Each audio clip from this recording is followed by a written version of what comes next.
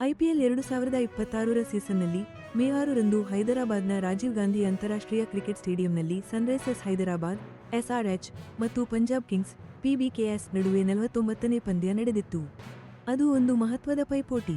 League ಹಂತ ಕೊನೆಗೊಳ್ಳುತ್ತಾ ಬರುತ್ತಿದ್ದಂತೆ playoff ಸ್ಥಾನಗಳು ಡೋಲಾಯಮಾನವಾಗಿದ್ದ ಕಾರಣ ಈ ಪಂದ್ಯ ಎರಡೂ ತಂಡಗಳಿಗೂ ಬಹಳ ನಿರ್ಣಾಯಕವಾಗಿತ್ತು. ಈ ಪಂದ್ಯಕ್ಕೂ ಮೊದಲು ಸನ್ರೈಸರ್ಸ್ ಹೈದರಾಬಾದ್ ತಂಡ ಐಪಿಎಲ್ 2026ರ ಅಂಕಪಟ್ಟಿಯಲ್ಲಿ ಅಗ್ರಸ್ಥಾನದಲ್ಲಿತ್ತು.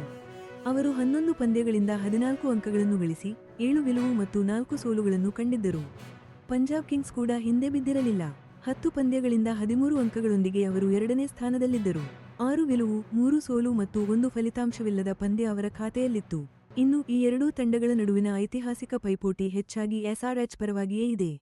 ಒಟ್ಟು 25 ಐಪಿಎಲ್ ಮುಖಾಮುಖಿಗಳಲ್ಲಿ ಎಸ್ಆರ್ಎಚ್ 17 ಪಂದ್ಯಗಳನ್ನು ಗೆದ್ದಿದ್ದರೆ ಪಿಬಿಕೆಎಸ್ ಕೇವಲ 8 ಗೆಲುವುಗಳನ್ನು ಸಾಧಿಸಿದೆ.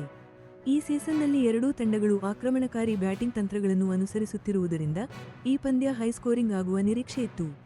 ಸನ್ರೈಸರ್ಸ್ ಹೈದರಾಬಾದ್ ತಮ್ಮ ಮನೆಯಂಗಳದಲ್ಲಿ ಆಸ್ಟ್ರೇಲಿಯಾದ ಸ್ಟಾರ್ ಆಟಗಾರ ಪ್ಯಾಟ್ ಕಮಿನ್ಸ್ ನೇತೃತ್ವದ ಬಲಿಷ್ಠ ತಂಡದೊಂದಿಗೆ ಕಣಕ್ಕಿಳಿದಿತ್ತು. ಎಸ್ಆರ್ಎಚ್ ತಂಡದ ಪ್ರಮುಖ ವಿದೇಶಿ ಆಟಗಾರರ ಪೈಕಿ ಸ್ಫೋಟಕ ಓಪನರ್ ಟ್ರಾವಿಸ್ ಹೆಡ್ ಮತ್ತು dynamic wicket keeper batsman Heinrich Klaasen ಸೇರಿದ್ದರು.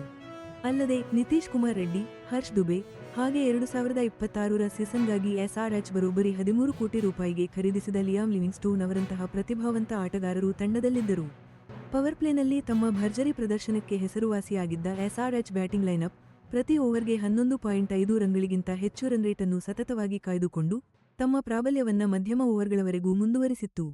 ಇಂತಹ ಬ್ಯಾಟಿಂಗ್ ಸ್ನೇಹಿ ಪಿಚ್ಗಳಲ್ಲಿ ಬೌಲರ್ಗಳು ಎದುರಿಸುವ ಸವಾಲುಗಳ ಬಗ್ಗೆ ಕೋಚ್ ಡೇನಿಯಲ್ ವೆಟ್ಟೋರಿ ಈ ಹಿಂದೆ ಕಳವಳ ವ್ಯಕ್ತಪಡಿಸಿದ್ದರು. ಎಸ್ಆರ್ಎಚ್ ತಂಡದ ಈ ಆಕ್ರಮಣಕಾರಿ ಆಟ ಮತ್ತು ರಾಜೀವ್ ಗಾಂಧಿ ಅಂತಾರಾಷ್ಟ್ರೀಯ ಕ್ರಿಕೆಟ್ ಕ್ರೀಡಾಂಗಣದ ತವರೂರ ಅನುಕೂಲ ಇವೆರಡೂ ಇತ್ತೀಚಿನ ಸೋಲಿನಿಂದ ಚೇತರಿಸಿಕೊಂಡು ಲೀಗ್ನಲ್ಲಿ ಅಗ್ರಸ್ಥಾನ ಭದ್ರಪಡಿಸಿಕೊಳ್ಳಲು ತಂಡದ ಪ್ರಮುಖ ತಂತ್ರವಾಗಿತ್ತು. ಪಂಜಾಬ್ ಕಿಂಗ್ಸ್ ತಂಡ ಶ್ರೇಯಸ್ ಅಯ್ಯರ್ ನಾಯಕತ್ವದಲ್ಲಿ ಹೈದರಾಬಾದ್ಗೆ ಬಂದಿಳಿದಿತ್ತು.